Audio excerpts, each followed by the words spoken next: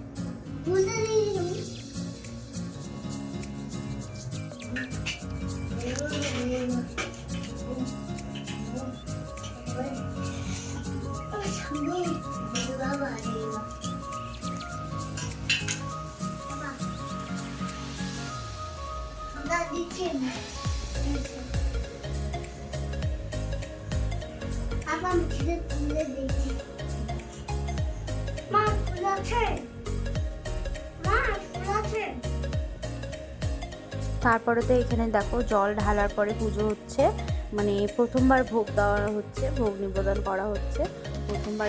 আমি ফল আর হচ্ছে মনে হয় মিষ্টি সন্দেশ এগুলোই ছিল, সন্দেশ মিষ্টি তো না, তো এগুলো দিয়েই তারপরে ভোগ নিবেদন করা হলো।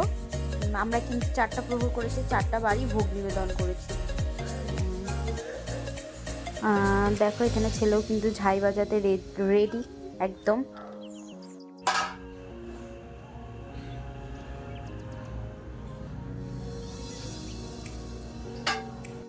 এটা কিন্তু দ্বিতীয়বারের ভিডিও। তখন আমি শাড়ি পরে এসেছিলাম, এটা মনে হয় 10টার দিকে। তারপরে এখানে গিয়ে তারপরে ছেলেকে ঘুম পাড়িয়েছিলাম। তো দেখো এখানে প্রস্তুতি নিচ্ছি আমরা, দ্বিতীয়বার জল ঢালবো।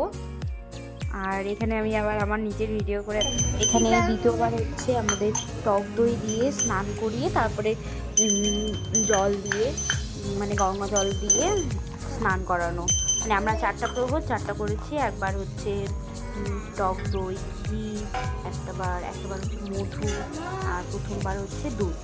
এইভাবে আমরা 4টা প্রহর পালন করি, কারণ যত হোক বাড়িতে বিগ্রহ আছে তো, তাই এইভাবে করতে হয়।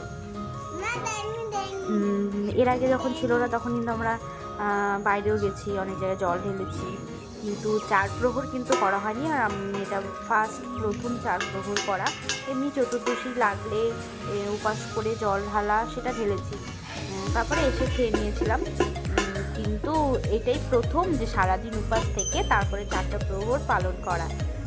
খুব কষ্ট হয়েছিল, কারণ এইভাবে সারাটা দিন থেকে, বিশেষ করে রাত যখন মানে প্রথমবারটা দেওয়ার পরে যখন মানে ঘরে এসেছি, তখন কিন্তু আমার সত্যি খুব কষ্ট হচ্ছিল, কিন্তু তাও কিছু করার নেই। করেছি যখন, তাহলে ফালতু আমি কেন নিজের টাইমটা লস করবো। তো ভাবলাম ঠিক আছে 4টা করেই তারপরে আমি করবো। এটাই হচ্ছে সব থেকে বড় কথা।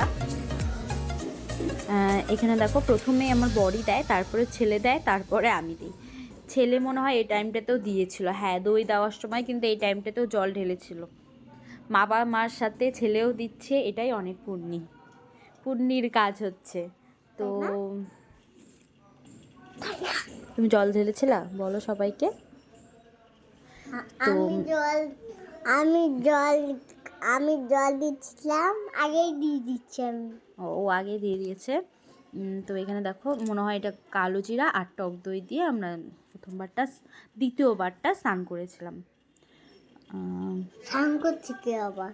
স্নান করিয়েছিলাম আমরা। কাকে? ওম নমঃ শিবায়কে। আমার ছেলে কিন্তু বলে ওম। আমাদের কিন্তু আমরা যে বাবা ভোলেনাথকে ডাকি, আমার ছেলে কিন্তু ও কিন্তু ছোটোবেলা থেকেই জানে যে ওটা ওম নমঃ শিবায়কে। ও সবসময় বলে যে ওম। যে দেখো এখানে কিন্তু ছেলেও ঢেলে নিচ্ছে, মানে বেশি দিতে পারছে না, তাও অল্প করেই ঢালুক আর বেশি করে ঢালুক তার তো। দেখো এটা হচ্ছে আমার দ্বিতীয় প্রহরের সাজ। কয়টা বাজে? 10:30 বাজে। 10:30টার দিকে আমি খুব তাড়াতাড়ি করে একটা শাড়ি পরে নিলাম। শাড়ি পরে গিয়ে আগে জলটা ঢেলে চলে আসলাম। আমার সাথে কিন্তু আমার ছেলেও ফ্রি জল ঢালাতে।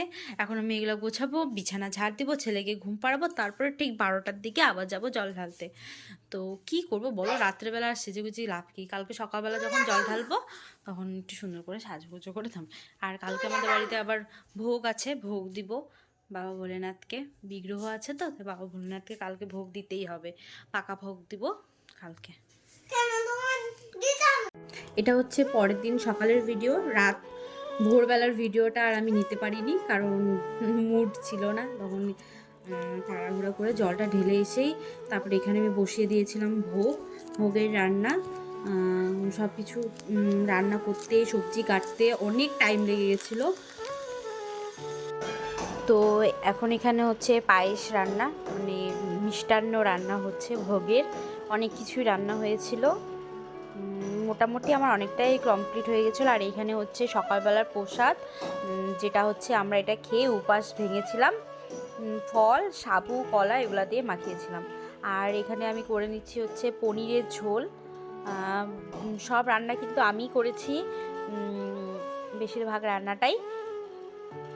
আর আমাদের মধ্যে না ওই ব্রাহ্মণ দিয়ে রান্না করে ভোগ দেওয়াটা, ওটা শুধু আমাদের মায়ের পুজোর দিনই হয়। কিন্তু সব দিনই কিন্তু যখন আমরা অন্ন ভোগ দেওয়ার ইচ্ছা থাকে ততবার কিন্তু আমরাই রান্না করে দিই। আমার বরই করে সব কিছু, কিন্তু এবার জানি না কেন আমার ইচ্ছা হলো। আসলে সারা রাত জেগেছে তো, তাই আমি আর দেইনি রান্না করতে। আমি বলছি আমি করব, ইচ্ছা করেই বলছি যে আমি করব। ভালো হয়েছিল সব, প্রত্যেকটা রান্না বান্নায় ভালো হয়েছিল। কারণ হচ্ছে ঠাকুরের ভোগ, সেটা তুমি যেমনই রান্না করো না কেন দেখবে সেটা আলাদাই টেস্ট, আলাদাই স্বাদ লাগে। তুমি ঠাকুরকে দিয়ে যদি সেই জিনিসটা যদি সেবা নাও, তাহলে হয়তো সেদ্ধ ভাতটা মনে হবে অমৃত। আমি তো নাইটি পরে সব রান্না করেছি, আর কি করব, শাড়ি পরে কাজ করতে পারি না। আর ছেলে তো সেই ভোরবেলা আমি যখনই উঠেছি, মানে 4টার দিকে কিন্তু ছেলে উঠে গেছে। উঠে কিন্তু মানে তখন থেকে আমার পিছন পিছন ঘুরে বেড়াচ্ছে। দেখো এখানে রান্নাবান্না সব কমপ্লিট হওয়ার পরে সব আমার বড়ি সব প্রসাদ বাড়ছে, কারণ এখন মায়ের মন্দিরে দেওয়া হবে। সবার আগে এখানে দেওয়া হবে রাধা গোবিন্দ, গোপাল, তারপরে বজরংবলী, এদেরকে দেওয়া হবে। তারপরে যাবে হচ্ছে মায়ের পুজো। মায়ের পুজোর আগে কিন্তু আমাদের বাড়িতে যেরকম রাধা গোবিন্দ আছে, সবার আগে কিন্তু রাধা গোবিন্দকে সেবা দিয়ে তারপরে কিন্তু মাকে সেবা দেওয়া হয়। আর এটাই উচিত। আর আমার মাসি শাশুড়ি হাই দেখাচ্ছে, যখন মানে আমার ক্যামেরা দেখলে আমার মাসি শাশুড়ি রেডি হয়ে থাকে হাই বলার জন্য। আবার যদি দেখতে যদি একটু খারাপ লাগে, যদি ভালো নাইটি টাইট বা ড্রেস যদি না পরে থাকে, তাহলে কিন্তু আবার বলবে মিঠাই আমার তো তুলিস না কিন্তু। আর মাসির ভিডিও সবাই, প্রত্যেকটা মানুষ দেখো, অনেক ভালোবাসা দাও মাসিকে, এইভাবেই ভালোবাসা দিও। মাসির পাশে তোমরা এইভাবেই চেষ্টা করো পাশে থাকার। আর আমি আমি চেষ্টা করব হচ্ছে মাসির একটা অ্যাকাউন্ট খুলে দেওয়ার। মাসি তো এডিট করতে অতটা মানে পারে না, তো প্রথমে আমি দেখিয়ে দিব, প্রথমে মাসির ভিডিও আমি এডিট করে দিব, দেখি মাসির নামে একটা আমাকে চ্যানেল খুলতে হবে। কারণ তোমরা যত ভালোবাসা দিচ্ছ মাসিকে, তো তার জন্য মাসিকে এখন আমাকে আলাদা করে দিতেই হবে। দেখো এখানে বজরংবলী, রাধা গোবিন্দ সবার ভোগ চলে আসছে। যে পূজা করছে সে কিন্তু আমাদের মানে দাদা হবে, কি মানে ব্রাহ্মণ, আমার বরের হচ্ছে বন্ধু হবে, তো দাদা বলেই আমরা ডাকি। তো কী বলে হচ্ছে সে উপাস করেছিল, তো আমাদের বাড়িতে এসে সকালবেলা জল ঢেলেছে।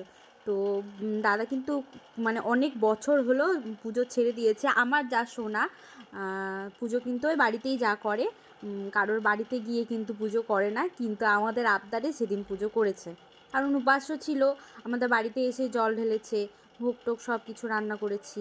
তো ভাবলাম যে না ঠিক আছে, তাহলে দাদাকে দিয়েই পূজাটা দেওয়া উচিত, যতই হোক ব্রাহ্মণের দ্বারাই পূজা হোক, এত কিছু যখন সব কিছু করলাম। তো দাদাই সব পূজা করেছে, যেমন বাবাকেও মানে বাবা ভোলেনাথকেও দাদা পূজা দিয়েছে, এখানেই আমাদের মন্দিরেও বাবা পূজা দিয়েছে। আর আমি এখানে প্রচণ্ড গান বাজছিল, বাবা ভোলেনাথের গান, তো কপিরাইট ক্লেম মেরে দিবে।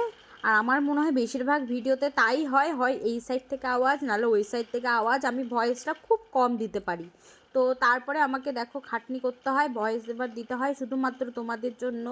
তো তোমরা যদি একটু যদি ভালোবাসা যদি না দাও আমাকে, তাহলে কি করে হবে বলো? তোমরা একটু সহযোগিতা করো আমাকে। আর আমাদের পাশে হচ্ছে ঘরের শব্দ হচ্ছে, মানে হচ্ছে ঘর করছে তো তো সেটা থেকেই প্রচণ্ড মিস্ত্রিদের আওয়াজ হচ্ছে, মানে বাড়ি দিচ্ছে যে ইট ভাঙাভাঙির প্রচণ্ড আওয়াজ হচ্ছে। আমার ভয়েস এভারে দিতেও কষ্ট হচ্ছে। তো আমি যতটা পারছি খোলামেলা জায়গায় এসে তারপরে ভিডিওটা এডিটিং করছি। তো এখানে দেখো আমাদের প্রায় কিন্তু পুজো শেষ। আজকে বাবা ভোলেনাথকে দেখে মনে হচ্ছে না যে কতজন পুজো করেছে। সত্যি কিন্তু অনেকজন আমাদের আজকে বাড়িতে এসে জল ঢেলেছে। আমার মাসি শাশুড়ি, তারপরে হচ্ছে শাশুড়ি মা, মাসি শাশুড়ি তো দুটা মাসি শাশুড়ি, তারা, তারপরে হচ্ছে এই যে দাদাটা পুজো করছে সে, তার বউ, সবাই এসে তারপরে জল ঢেলেছে কিন্তু। তাই খুব আনন্দ লাগছে, বাবাও খুব খুশি আজকে। সব সবাই তারপরে এসে তোমাদেরকে সবার এত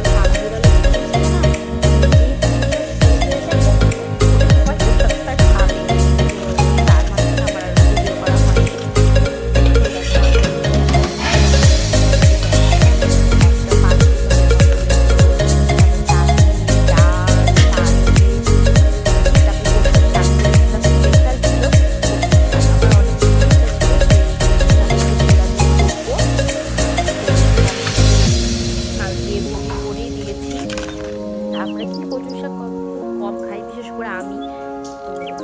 তাও তো দেখো, আমি এটা হচ্ছে বিকালবেলার দিকে ভিডিও, কখন যে ছেলেকে ঘুম পাড়াতে গিয়ে নিজেও মানে ফোনই দেখছিলাম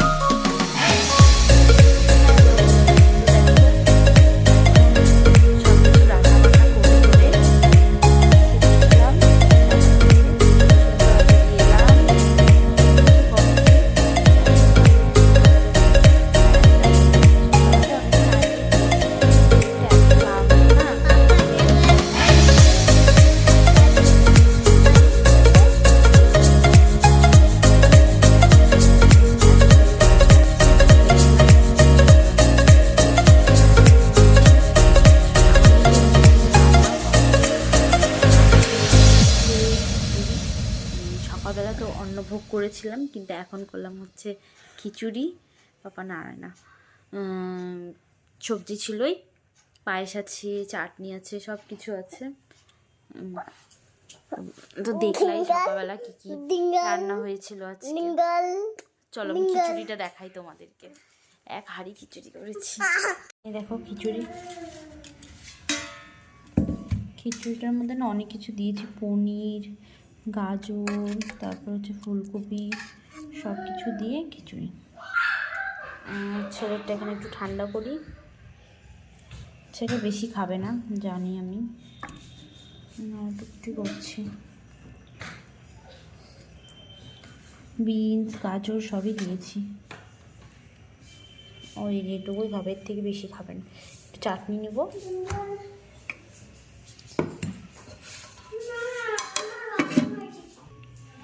চাটনি নিয়েছে, দেখো কোথায় দাঁড়িয়ে দাঁড়িয়ে হিসু করছে, দেখো।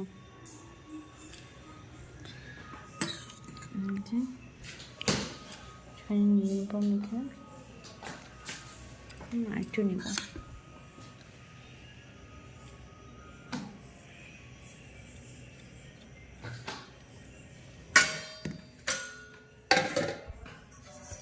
রকম সবজি আছে।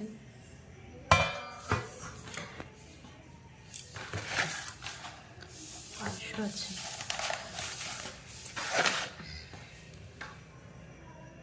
দেখো এখন ছেলেকে খাওয়াচ্ছি, তো এখন মোটামুটি অনেকটাই বেজে গেছে, কিন্তু 9:30 বাজে। তো এখন আমরাও খাবো, খেয়ে দিয়ে করবো। তো ভিডিওটা আমি আজকে এখানে শেষ করছি। কালকে আবার একটা নতুন ভিডিও নিয়ে আসবো। আমার মুখ চুখ দেখে অসুস্থ অসুস্থ মনে হচ্ছে, আমি জানি, তোমরা আমাকে কমেন্টে বলবেই। তো কিছু করার নেই, কালকে থেকে আবার ঠিক হয়ে যাবে, কোনো ব্যাপার না। তো ভিডিওটা আজকে এখানে শেষ করছি। ভালো লাগলে অবশ্যই একটা লাইক এবং সাবস্ক্রাইব করে দিও। আর হ্যাঁ, তোমাদের জন্য একটা ভালো খবর আছে। মানে তোমাদের সহযোগিতায়, তোমাদের ভালোবাসার সত্যি অনেকটা আমি এগিয়ে গেছি। তার জন্য আমি কালকে একটা সুন্দর একটা ভিডিও আনবো। তো এখন ছেলেকে খাইয়ে তারপরে তো সবাই গুড নাইট। ও নাইট।